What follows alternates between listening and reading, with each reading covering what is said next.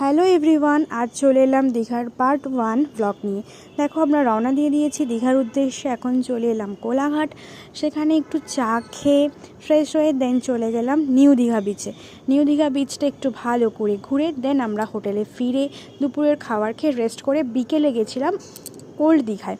Old দীঘায় একটু C বিচের হাওয়া খেলাম, তারপর সেখান থেকে মার্কেট ভিজিট করলাম, মার্কেটটা একটু ঘুরে দেন আবার ব্যাক করলাম নিউ দীঘা বিচে।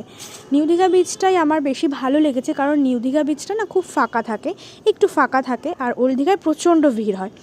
তো তারপর আমরা নিউ দীঘায় ভালো করে ঘুরে আমার ছেলের জন্য দু একটা খেলনা কিনে সেখানেই কিছু মাছ ভাজা আরও বিভিন্ন ধরনের খাবার খেয়ে তারপর আমরা রওনা দিলাম হোটেলের উদ্দেশ্যে। আর দেখো, আমার ছেলে এখানে পাপার কাঁধে করে হোটেলে যাচ্ছে আর আমরা হেঁটে যাচ্ছি।